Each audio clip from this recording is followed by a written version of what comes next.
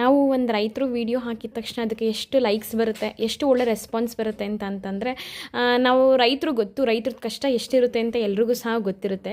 ನಾವು ಅಂದ್ಕೊಂಡಿರ್ತೀವಿ ರೈತರದ್ದು ಕಷ್ಟ ಏನಪ್ಪ ಅಂತಂದರೆ ಅವರು ಟೈಮಿಗೆ ಕರೆಕ್ಟಾಗಿ ಮಳೆ ಬರಲ್ಲ, ಮಳೆ ಬಂದರೂ ಸಹ ಅವರು ಬೆಳೆದಿರೋ ಅಂಥ ಬೆಳೆಗೂ ಸರಿಯಾದ ರೇಟ್ ಸಿಗಲ್ಲ ಅಂತ ಅಂದ್ಕೊಂಡಿದ್ದೀವಿ.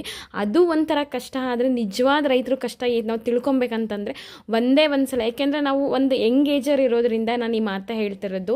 ಒಂದೇ ಒಂದು ಸಲ ನೀವು ತಾಲೂಕು ಆಫೀಸ್ಗೆ ಹೋಗಿ, ತಾಲೂಕು ಆಫೀಸಿಗೆ ಬರೀ ಹೋಗೋದಲ್ಲ, ಅಲ್ಲಿ ಬಂದಿರೋ ಅಂತಹ 4 ಜನನ ಬಂದಿರ್ತಾರೆ, ಅದು ಹೆಚ್ಚಾಗಿ ವಯಸ್ಸಾಗಿರೋರು ಬಂದಿರ್ತಾರೆ. ಅವ್ರು ಕೇಳಿ ನೀವೇನಕ್ಕೆ ಇಲ್ಲಿಗೆ ಬಂದಿದ್ದೀರಾ ಅಂತ. ಆವಾಗ ನಮಗೆ ರಿಯಲ್ ಆಗಿ ಗೊತ್ತಾಗೋದು ನಮ್ಮ ರೈತರು ಕಷ್ಟ ಏನು ಅಂತ ಹೇಳ್ಬಿಟ್ಟು. ಯಾಕೆ ಅಂತಂದರೆ ಇವಾಗ ಕಾಲ ಮೊದಲಿನಂಗೆ ಇಲ್ಲ.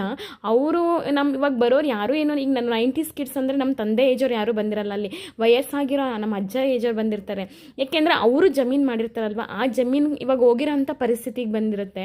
ಅದನ್ನು ಹುಡ್ಕೊಳ್ಳೋದಕ್ಕೆ, ಯಾಕೆಂದ್ರೆ ಅಷ್ಟು ಕಷ್ಟಪಟ್ಟು ತಗೊಂಡಿರ್ತಾರೆ, ಮಾಡಿರ್ತಾರಲ್ವ, ಅದು ಏನಾಗಿದೆ ಅಂತ ಹುಡುಕ್ಸೋಕೆ ಬಂದಿರ್ತಾರೆ. ನಮ್ಮ ನಿಜವಾದ ಕಷ್ಟ ಗೊತ್ತಾಗಬೇಕು ಅಂತಂತಂದರೆ ನಾವು ಲೈಕು ಶೇರ್ ಮಾಡೋದಲ್ಲ, ನೀವು ನಿಮ್ಮ ಜಮೀನುಗಳ ಬಗ್ಗೆ ಒಂದೇ ಒಂದು ಸಲ ಹೋಗ್ಬಿಟ್ಟು ಒಂದೇ ಒಂದು ಸಲ ವಿಚಾರಿಸಿ, ಆವಾಗ ನಮಗೆ ರಿಯಲ್ ಆಗಿರೋ ಅಂಥ ಕಷ್ಟ ಗೊತ್ತಾಗುತ್ತೆ ಅಂತ ಹೇಳ್ತಾ ಇದ್ದೀನಿ.